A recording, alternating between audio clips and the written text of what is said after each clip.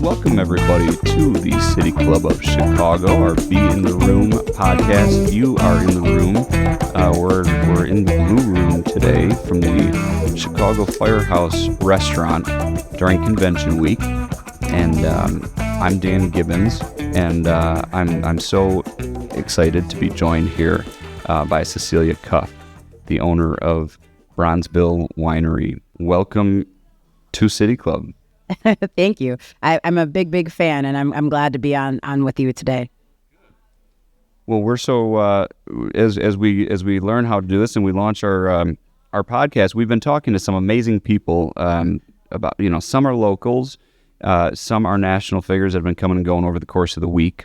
As you know, there's the Democratic National Convention here in town, and what we're trying to do as City Club is really show off so much of the great things that Chicago has to offer, and there is so much, right? We also really try to highlight women-owned, minority-owned, and just local companies and businesses and initiatives to show the rest of the country and the rest of the world what we're made of. And a big part of that is Bronzeville Winery. Tell us about your journey and getting Bronzeville Winery opened up in the Bronzeville neighborhood of Chicago. Absolutely. I always say that great stories start years and years and decades before. Bronzeville is an incredible city. And so to be able to take the spirit that was created and set the tone for during the Great Migration and during all the time when Bronzeville was known as the Black Metropolis. If you go back and look at old Sanborn photos and photos from the historical museums, what you can see back in that time was that there were layers upon layers of vibrancy in Bronzeville, in the Bronzeville community. And unfortunately, through decades of disinvestment, through redlining, through, policy that didn't protect the people who were living in that community, we saw our community digress from that vibrancy and that energy and that spirit that was already there. And I think for us at Bronzeville Winery, the story began by tapping back into that energy that we saw, that we knew, that we, through storytelling, have heard from our community, because we do have some incredible storytellers and historical figures who exist in our community of Bronzeville. We have those advocates for Bronzeville like Pat Dow. Alderman Pat Dow has fought for our community to regain that vibrancy for years. And so we were able to take that belief system, that storytelling, and really use it to rewrite the new story of what Bronzeville is through our lens, which is hospitality lens. There are so many current geniuses who live in Bronzeville now, whether they're artistic or science or entrepreneurial. And so I think for us, it felt like it was our duty to take all of those things, bundle it up, and be able to create a space where our community together can celebrate. So cool. And as you're saying that, I'm thinking of a few names that come to mind. Well, first of all, Alderman Dow sat in that chair a couple days ago, and I think she talked about Bronzeville Winery, actually. Dilla was here and talked about Bronzeville Winery. You're the talk of the town. And Amanda Williams, another City Club speaker, lives in Bronzeville. I'm just down the block in the South Loop in the Prairie District. But when you head south now, that energy, you feel it. When you go through Motor Row now, and there's still a lot to pop there, right? I can't wait until that does.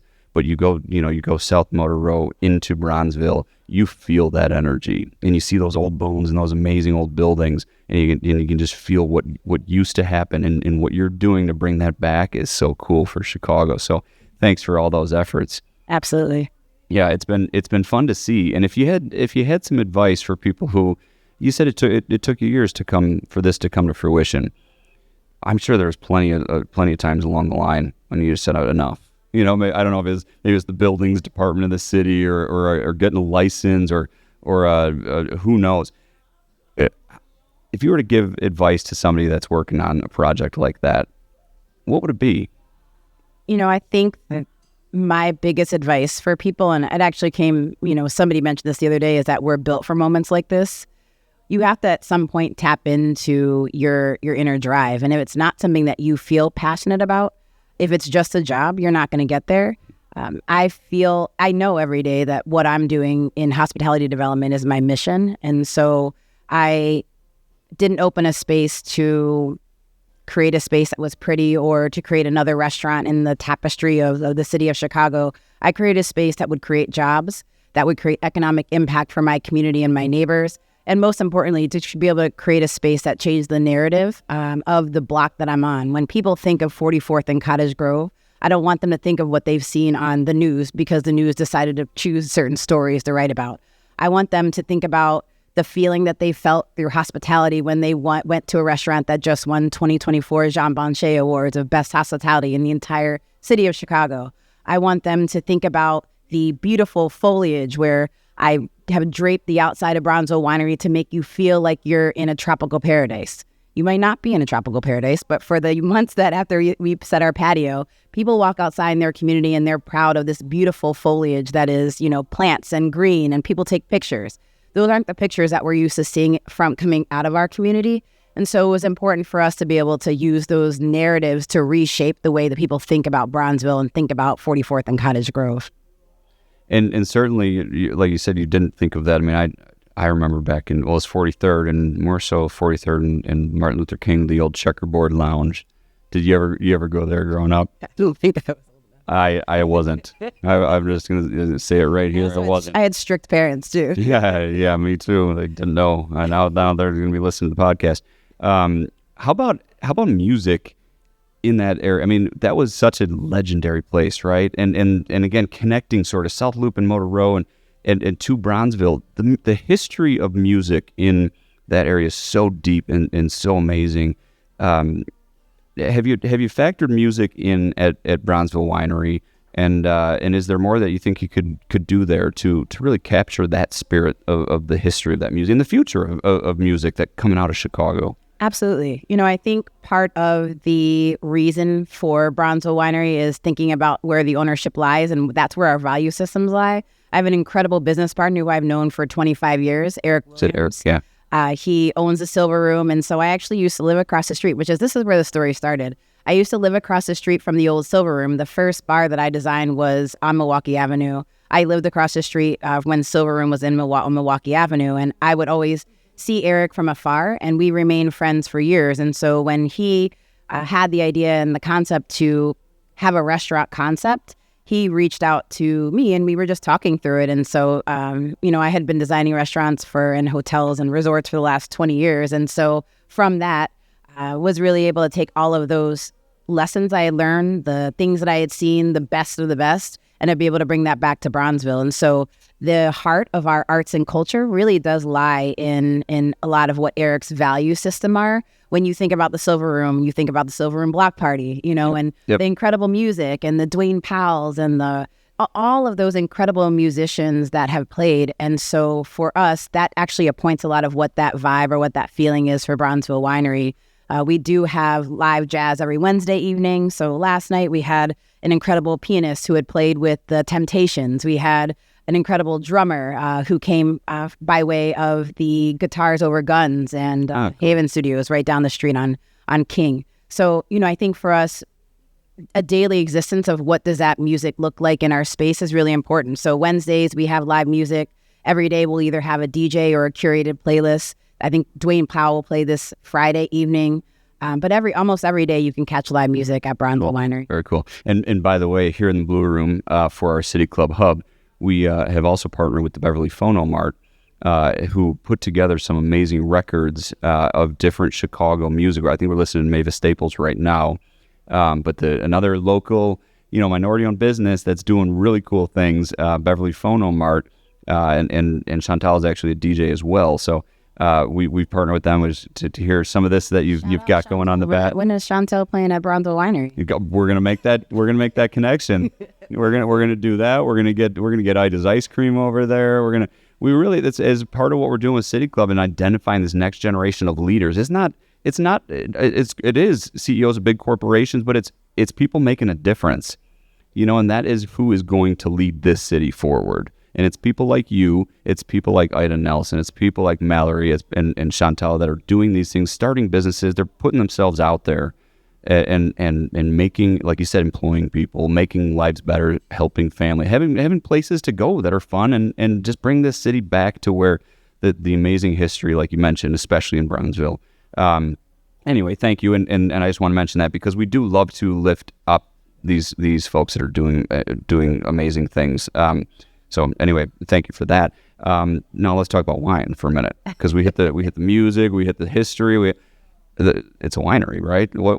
Tell us about the wine. Tell us about what wines you do feature and kind of the genesis of that. Absolutely. When we started to concept the winery, the Bronzeville Winery name actually came from wanting to set the tone for what we wanted to be in the community.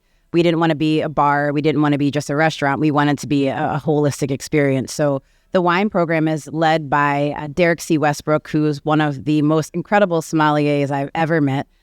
We've actually done a wine and history tasting with Dilla and Derek. Oh my gosh! Can we redo that? I missed that invitation. Yeah, we also went to DC and did a music and wine tasting with Derek. So Derek makes wine relatable, and so I would say if there's one thing that our wine list tends to be, it tends to lean obscure but also relatable. Derek has created wine lists and curated wine lists for Michelin star restaurants across the city of Chicago. He lives about a block and a half from the winery. And for the first time, he was able to create a wine list that he would create for a Michelin star restaurant, but do it inside of his own community. And that's the story for a lot of people. I live 2 blocks. I ride my bike to work.